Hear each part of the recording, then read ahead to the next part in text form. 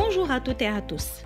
Dans cette vidéo, nous allons explorer quelques manipulations nécessaires à l'utilisation du système d'exploitation Windows, spécialement Windows 10.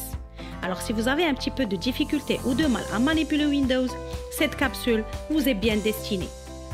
Quand vous vous connectez à votre ordinateur, le premier écran auquel vous arrivez est l'écran principal, le bureau, qui est une zone de travail à l'écran fournie par Microsoft Windows et analogue à un bureau physique. En effet, comme dans votre vie au quotidien, vous déposez vos documents et les outils que vous utilisez souvent sur votre vrai bureau en bois ou en métal, le bureau de Windows vous permet la même chose en vous permettant de déposer les applications, les dossiers et les fichiers que vous utilisez souvent. Nous allons revenir sur ça dans la prochaine capsule, mais maintenant nous allons nous concentrer sur le bas de cet écran. Alors ce que nous avons ici, c'est ce qu'on appelle la barre des tâches. Elle vous donne accès aux fonctions principales de Windows et surtout par le biais du bouton démarrer qui se trouve en bas à gauche de l'écran et qui vous permet d'arriver sur le menu principal de Windows.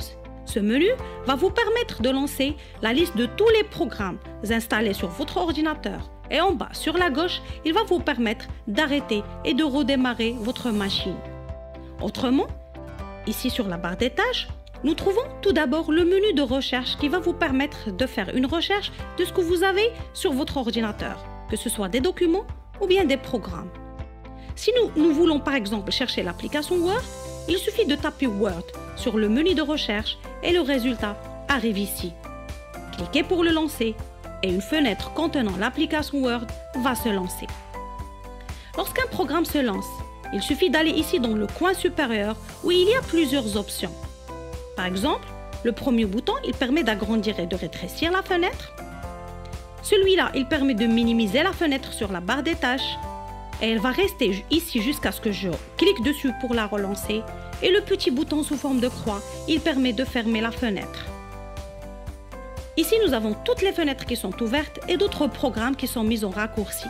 Par exemple, si je clique sur le petit E, il va nous lancer le Microsoft Edge. Ce dernier est un navigateur web de Microsoft et qui va vous permettre d'afficher des sites internet, de télécharger des fichiers et de faire des recherches par exemple. Ici, j'ai les programmes qui sont lancés et qui tournent en arrière-plan. Pour les afficher, il suffit de cliquer sur la petite flèche.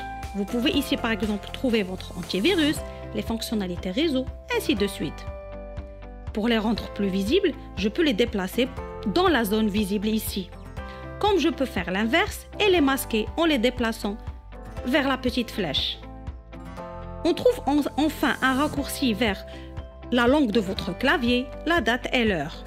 Et une petite icône pour les notifications qui vont venir quand un programme va émettre une nouveauté. Par exemple, un nouveau email qui arrive.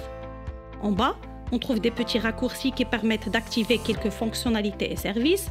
Par exemple, le Bluetooth pour connecter et déconnecter des périphériques via Bluetooth, pour l'éclairage, pour les fonctions réseau, ainsi de suite. Si vous venez de remarquer, nous venons de parler d'icônes. Alors c'est quoi une icône?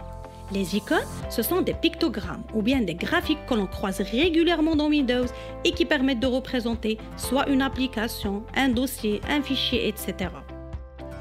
Alors, la première icône qui se trouve sur ce bureau est celle qui représente la corbeille. La deuxième icône, qui est une icône très importante dans Windows, est l'icône ordinateur appelée ce PC, et anciennement nommée pose de travail, qui se charge de lister tous les périphériques de mémoire reliés à votre ordinateur. Lecteur USB, lecteur CD, partitions présentes sur notre machine, etc. Pour y accéder, je double-clique alors sur l'icône ordinateur. Les deux dernières icônes que nous avons sur ce bureau sont représentées par des dossiers jaunes.